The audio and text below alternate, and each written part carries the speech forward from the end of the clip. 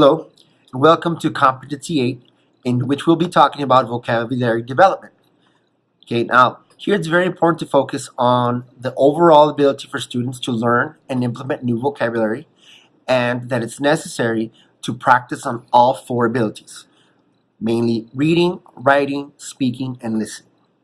Traditionally, when we think about vocabulary development, we try to focus only on reading or writing.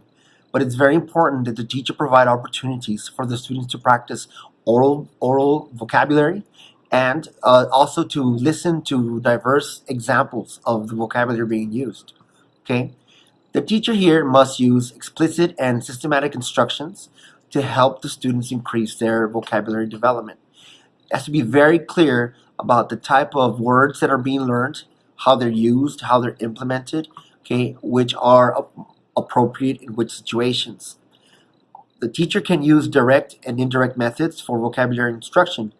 Most direct methods will include reading or writing, but the teacher must also provide opportunities for the students to have activities such as role plays or speeches in front of their classrooms, listening to peer conversations, and extract meaning from the different vocabulary words that they're using. Okay, now there is a wide range of instructional strategies available for teachers to develop the vocabulary in their students. The main one is, of course, through reading of diverse texts and literature, okay, but we can also explore magazines, newspapers, and even certain appropriate websites. The idea is to expose students to as much vocabulary as possible and to have them explore and implement the new words that they are learning.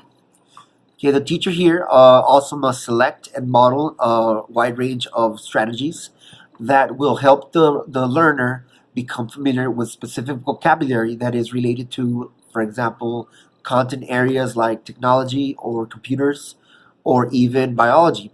In most cases, these classes include vocabulary that's very technical and for most cases is not widely available in texts that are outside of the classroom. So some students may have difficulties with these types of words.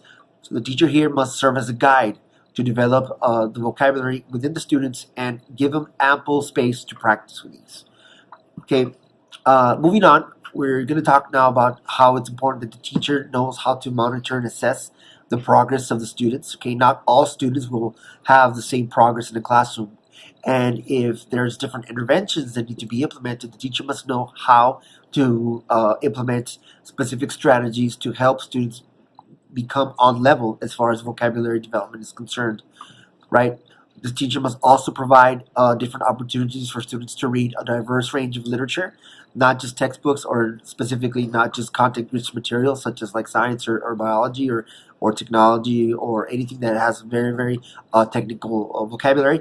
The teacher must provide, personal narratives, biographies, anything that will really engage the student into learning more vocabulary.